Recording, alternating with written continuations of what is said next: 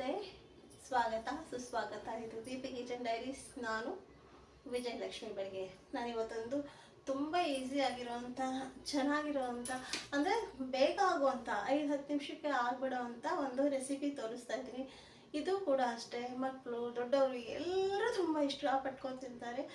ಇದು ಸ್ವೀಟ್ ಆಗಿರೋದ್ರಿಂದ, ಬೆಲ್ಲ ಹಾಕಿ ಮಾಡೋದ್ರಿಂದ ಯಾರಾದರೂ ತಿನ್ಬೋದು. ಆಮೇಲೆ ಅಷ್ಟೇ ಟೇಸ್ಟ್ಫುಲ್ ಆಗುತ್ತೆ. ಹಾಗಾಗಿ ಅದಕ್ಕೆ ಏನೆಲ್ಲ ಬೇಕು, ಏನೆಲ್ಲ ತೊಗೊಂಡಿದ್ದೀನಿ ಅಂತ ನೋಡೋಣ ಬನ್ನಿ. ನಾನಿಲ್ಲಿ ಅಡುಗೆ ಮಾಡ್ತಾನೆ ಹೇಳ್ತಾ ಬರ್ತೀನಿ. ಇವಾಗ ಇದಕ್ಕೆ ನಾನು ನೋಡಿ, ನಾನು ಈ ಗ್ಲಾಸಲ್ಲಿ 1 ಗ್ಲಾಸು ಕಡಲೆ ಬೀಜ ತೊಗೊಂಡು ಇದನ್ನು ಸಿಹಿ ಹುರಿಯಲ್ಲಿ ಹುರಿಯೋಕೆ ಇಟ್ಕೊಂಡ್ಬಿಟ್ಟಿದ್ದೀನಿ. ಇದನ್ನ ಹುರಿದ್ಬಿಟ್ಟು ನೀಟಾಗಿ ಸಿಹಿ ಹುರಿಯಲ್ಲಿ ಹುರಿದ್ಬಿಟ್ಟು ಸಿಪ್ಪೆ ತೆಗೆದು ಆ ಕಡಲೆ ಬೀಜದಿಂದ ಮಾಡೋದು. ಇದು 1 ಗ್ಲಾಸ್ ಅಂದರೆ 1/4 kg ಆಗುತ್ತೆ. 1/4 kg ಕಡಲೆ ಬೀಜದ ಅಷ್ಟೇ ನಾನು ಮಾಡ್ತಾ ಇರೋದು. ನಿಮಗೆ ಜಾಸ್ತಿ ಬೇಕು ಅಂದರೆ ನೀವು ಮಾಡ್ಕೋಬೇಕು. ಅಷ್ಟರೊಳಗೂ ನಿಮಗೆ ನಾನೇ ಸ್ವಂತ ಬಂದಿರೋ ಒಂದು ಕವನ ಹೇಳ್ತಾ ಇದ್ದೀನಿ. ಕೇಳಿ, ಏನಪ್ಪ ನೀವು ಬೇರೆ ಅಡುಗೆ ಮಾಡೋದೇ ನೋಡೋಕ್ಕಾಗಲ್ಲ, ಇನ್ನು ಕವನ ಬೇರೆ ಹೇಳ್ತಾರಂತೆ ಅನ್ಕೋಬೇಡಿ. ನಿಮ್ಮ ಹತ್ರ ಹೇಳಿದೆ ಇನ್ಯಾರ ಹತ್ರ ಹೇಳೋಕ್ಕಾಗುತ್ತೆ? ಬನ್ನಿ ನೋಡೋಣ ನಾನು ಹೇಗೆ ಅಡುಗೆಗೆ ಸಂಬಂಧಪಟ್ಟಂಗೆ ಬರ್ದಿರೋದು. ಇದು ಸಿಮ್ಮುರಿ ಇಟ್ಟಿದ್ದೀನಿ. ಇದೇನು ಕಡಲೆ ಬೀಜ ಸೀದೋಗಲ್ಲ, ಹಾಗಾಗಿ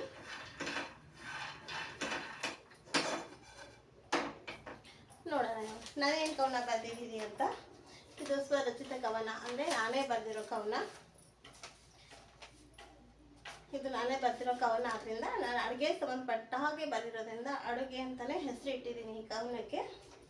ಏನಾದರೂ ಇಷ್ಟು ತಪ್ಪಾದರೆ ದೊಡ್ಡ ಮಿಸ್ ಮಾಡಿ ನನ್ನನ್ನು ಕ್ಷಮಿಸಿ. ನಾನು ಹೇಗೆ ಬಂದಿದ್ದೀನಿ ಅಂತ ಕಮೆಂಟ್ ಮಾಡಿ. ನನಗೆ ಅಡುಗೆ ಮಾಡೋದಂದರೆ ತುಂಬ ಇಷ್ಟ. ತರಕಾರಿ ಹೆಚ್ಚೋದಂದರೆ ಸ್ವಲ್ಪ ಕಷ್ಟ ಅಷ್ಟೇ. ನನಗೆ ಅಡುಗೆ ಮಾಡೋದಂದರೆ ತುಂಬ ಇಷ್ಟ, ಆದರೆ ತರಕಾರಿ ಹೆಚ್ಚುವುದಂದರೆ ಕಷ್ಟ ಅಷ್ಟೇ. ನನಗೆ ಅಡುಗೆ ಮಾಡುವುದಂದರೆ ತುಂಬ ಇಷ್ಟ. ಅಡುಗೆಗೆ ಏನೇನು ಹಾಕಬೇಕೋ ಗೊತ್ತಾಗಲ್ಲ ಅಷ್ಟೇ. ನನಗೆ ಅಡುಗೆ ಮಾಡುವುದೆಂದರೆ ತುಂಬ ಇಷ್ಟ, ಆದರೆ ಒಗ್ಗರಣೆ ಹಾಕೋದೇ ಸ್ವಲ್ಪ ಕಷ್ಟ ಅಷ್ಟೇ. ನನಗೆ ಅಡುಗೆ ಮಾಡುವುದೆಂದರೆ ತುಂಬ ಇಷ್ಟ, ಆದರೆ ಹಿಟ್ಟು ಕಲಿಸುವುದೆಂದರೆ ಕಷ್ಟ ಅಷ್ಟೇ. ನನಗೆ ಅಡುಗೆ ಮಾಡುವುದೆಂದರೆ ಇಷ್ಟ, ಆದರೆ ಏನನ್ನಾದರೂ ಕಲಿಯಬೇಕೆಂದರೆ ಕಷ್ಟ ಅಷ್ಟೇ. ನನಗೆ ಅಡುಗೆ ಮಾಡುವುದೆಂದರೆ ತುಂಬ ಇಷ್ಟ, ಆದರೆ ಮಿಕ್ಸಿಗೆ ಹಾಕೋದೆಂದರೆ ಕಷ್ಟ ಅಷ್ಟೇ. ನನಗೆ ಅಡುಗೆ ಮಾಡುವುದೆಂದರೆ ತುಂಬ ಇಷ್ಟ, ಆದರೆ ಕಾಳುಗಳು ಯಾವುದು ಏನು ಅಂತ ಗೊತ್ತಾಗಲ್ಲ ಅಷ್ಟೇ. ನನಗೆ ಅಡುಗೆ ಮಾಡುವುದೆಂದರೆ ತುಂಬ ಇಷ್ಟ, ಆದರೂ ನಾನು ಸೂಪರಾಗಿ, ಸಖತ್ತಾಗಿ, ಬೊಂಬಾಟಾಗಿ ಅಡುಗೆ ಮಾಡ್ತೀನಿ. ನೀವು ಕೂಡ ಸೂಪರಾಗಿದೆ, ಸಖತ್ತಾಗಿದೆ, ಬೊಂಬಾಟಾಗಿದೆ ಅಂತ ಹೇಳಲೇಬೇಕು ಅಷ್ಟೇ. ನಮಸ್ತೆ. ಈ ನನ್ನ ಕವನ ಹೇಗೆ ಬಂತು, ಹೇಗಿದೆ ಅಂತ ನೀವು ಕಮೆಂಟ್ ಮಾಡಿ. ಏನೋ ಒಂದು ಕವನ ಬರೀಬೇಕು ಅನ್ನಿಸ್ತು, ಆದರೆ ನನಗೆ ಒಂದೊಂದು ಲೈನು ಕವನ ಓದೋ ಥರ ಓದಿಲ್ಲ. ಯಾಕಂದರೆ ನಾನು ವಿಡಿಯೋ ಲೆಂತ್ ಆಗುತ್ತೆ ಅಂತ ಸುಮ್ಮನೆ ಓದ್ಕೊಂಡು ಬಂದಿದ್ದೀನಿ. ಮತ್ತು ಇವಾಗ ಇದೆಲ್ಲ ಆಗಬೇಕು ಅಲ್ವಾ, ಅದಕ್ಕೋಸ್ಕರ. ಆದರೆ ನನ್ನ ಕವನ ಅರ್ಥ ಆಯಿತು ಅಂದ್ಕೊಂಡಿದ್ದೀನಿ. ಹೇಗಿದೆ ಅಂತ ನನಗೆ ಕಮೆಂಟ್ ಮಾಡಿ. ಇವಾಗಿರೋ ಪರಿಸ್ಥಿತಿ, ಈಗಿನ ಸದ್ಯದ ಪರಿಸ್ಥಿತಿ ಹಾಗೆ. ಇವಾಗೆಲ್ಲ ಮಕ್ಕಳು ಹಾಸ್ಟೆಲಲ್ಲಿ ಓದ್ತಾ ಇರ್ತಾರೆ, ಪಿ ಜಿಯಲ್ಲಿ ಇರ್ತಾರೆ. ಹಾಗಾಗಿ ಅವರಿಗೆ ಸ್ವಲ್ಪ ಅಡುಗೆ ಮಾಡೋದು ಕಷ್ಟನೇ. ಯಾವ ಕಾಳು ಏನು ಅಂತ ಗೊತ್ತಾಗಲ್ಲ. ಹಾಗಾಗಿ ಇವಾಗಿನ ಎಲ್ಲರೂ ಹಾಗೆ ಇರಲ್ಲ, ಎಷ್ಟೋ ಜನ ಮಾಡ್ತಾರೆ, ಕೆಲವರು ಆ ಥರನೂ ಇರ್ತಾರೆ. ಹಾಗಾಗಿ ನಾನು ಈ ಥರ ಕವನ ಬರ್ತಿದ್ದೀನಿ ಅಷ್ಟೇ, ವಿನಃ ಇನ್ನೇನಿಲ್ಲ. ಯಾರೂ ತಪ್ಪಾಗಿ ಭಾವಿಸ್ಬೇಡಿ. ಸುಮ್ಮನೆ ನನಗೆ ಅನಿಸಿದ್ದನ್ನು ನಾನು ಬರ್ದಿದ್ದೀನಿ ಅಷ್ಟೇ. ಇವಾಗ ಬನ್ನಿ, ನನ್ನ ಅಡುಗೆ ಏನಾಯಿತು ಅಂತ ನೋಡಬೇಕಲ್ವಾ.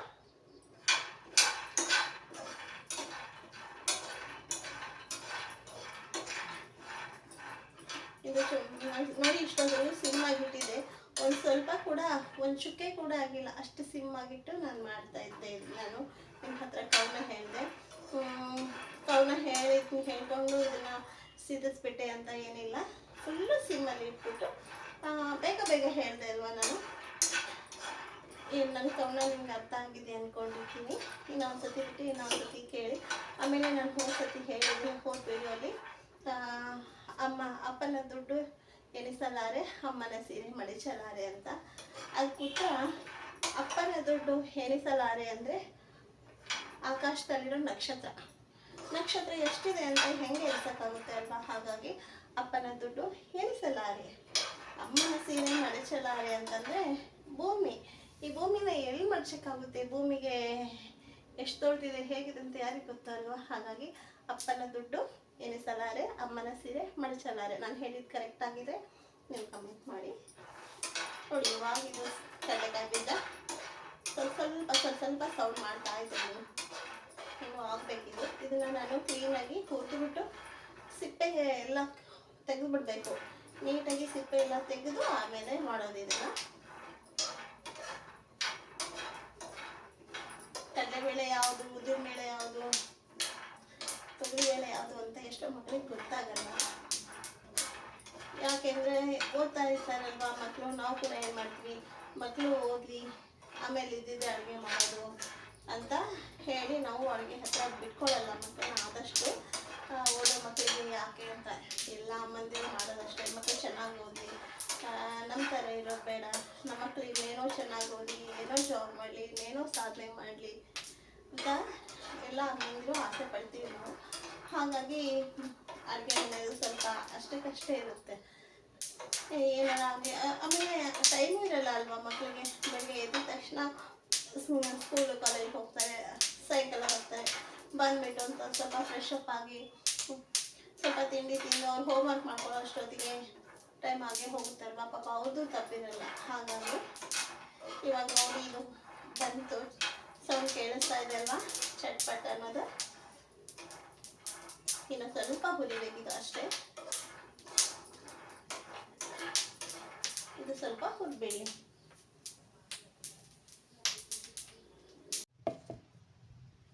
ನಾನು ಇದನ್ನು ಮಿಕ್ಸಿ ಹಾಕೋಬೇಕು. ಮಿಕ್ಸಿ ಹಾಕ್ಕೊಂಡು ಇದು ಸ್ವೀಟ್ ಮಾಡೋದು.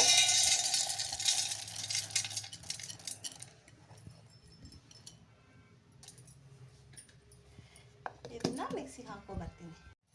ಓಪನ್ ಮಾಡೋಣ ಇವಾಗ. ನೋಡಿ, ಇಷ್ಟು ಸಣ್ಣಗೆ ಹಾಕಿದ್ದೀನಿ ಮಿಕ್ಸಿಗೆ. ಬೇಕಿದ್ರೆ ಇನ್ನೂ ಸಣ್ಣ ಕೂಡ ಮಾಡ್ಬೋದು. ಇದಕ್ಕೆ ಇವಾಗ ಬೆಲ್ಲನ ನೋಡಿಕೊಂಡು ಹಾಕೋಣ. ಸ್ವೀಟ್ ಜಾಸ್ತಿ ತಿನ್ನಬೇಕು ಅನ್ನೋರು ಸ್ವಲ್ಪ ಬೆಲ್ಲ ಜಾಸ್ತಿ ಹಾಕ್ಕೊಳ್ಳಿ. 1/4 kg ಇದೆ ಕಡಲೆ ಬೀಜ. ಇದು ನಿಮಗೆ ಕರೆಕ್ಟ್ ಸ್ವೀಟ್ ಬೇಕು ಅಂದರೆ 1/4 kgಗೆ 1/4 kgನೇ ಬೆಲ್ಲ ಹಾಕ್ಕೋಬೋದು. ಲೈಟ್ ಸ್ವೀಟ್ ಬೇಕು ಅಂದರೆ ಸ್ವಲ್ಪ ಕಮ್ಮಿ ಹಾಕ್ಕೊಳ್ಳಿ ಅಷ್ಟೇ. ಇದನ್ನು ನಾನು ಬೆಲ್ಲ 1/4 kgಗಿಂತ ಸ್ವಲ್ಪ ಕಮ್ಮಿ ಹಾಕ್ಕೊತೀನಿ. ಹಾಕ್ಕೊಂಡು ಮಿಕ್ಸಿ ಮಾಡ್ಕೊಂಡು ಬರ್ತೀನಿ.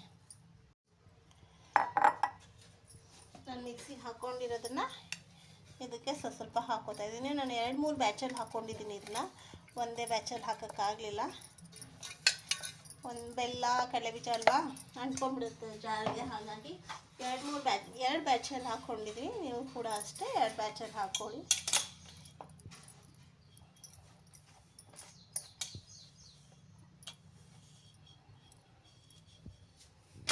ಸ್ಟಾಪ್.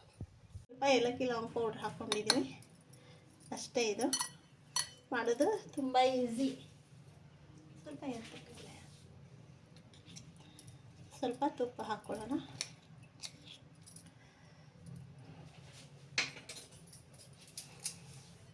ಎಲ್ಲ ಮಿಕ್ಸ್ ಮಾಡ್ಕೊಂಡು ಇನ್ನೆಲ್ಲ ಕರೆಕ್ಟಾಗಿ ಮಿಕ್ಸ್ ಮಾಡ್ಕೋಬೇಕು. ಏಲಕ್ಕಿ ಲವಂಗ ಬೆಲ್ಲ ತುಪ್ಪ ಎಲ್ಲ ಕರೆಕ್ಟಾಗಿ ಹೊಂದ್ಕೊಳ್ಳೋ ಥರ ಮಿಕ್ಸ್ ಮಾಡಿಕೊಂಡು ನಮಗೆ ಯಾವ ಸೈಜ್ ಬೇಕೋ ಆ ಥರ ಪುಟ್ಟಾಗಿ ಲಾಡು ಮಾಡ್ಕೋಬೇಕಾಗುತ್ತೆ. ನೋಡಿ ಎಷ್ಟು ಚೆನ್ನಾಗಿ ಬಂತವೆ. ಪಾಕನೂ ಮಾಡಿಲ್ಲ, ಎಂಥದೂ ಇಲ್ಲ. ಬರೀ ಕಡಲೆ ಬೀಜ ಹುರಿದ್ಬಿಟ್ಟು ನುಣ್ಣಗೆ ಮಿಕ್ಸಿಗೆ ಹಾಕಿ ಮಾಡಿರೋದು.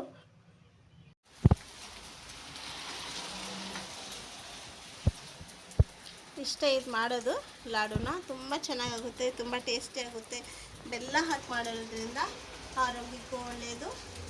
ಎಲ್ಲದಕ್ಕೂ ಯಾರಾದರೂ ತಿನ್ಬೋದು. ಅವ್ರು ತಿನ್ನೋಕ್ಕಾಗಲ್ಲ, ಇವ್ರು ತಿನ್ನೋಕ್ಕಾಗಲ್ಲ ಅಂತ ಏನು ಹೇಳೋಕ್ಕಾಗಲ್ಲ. ಬೆಲ್ಲ ಹಾಕಿ ಮಾಡಿರೋದ್ರಿಂದ ಯಾರಾದರೂ ತಿನ್ಬೋದು. ತುಂಬ ಟೇಸ್ಟಿಯಾಗಿರುತ್ತೆ, ಹೆಲ್ದಿಯಾದ ಲಾಡು ಇದು.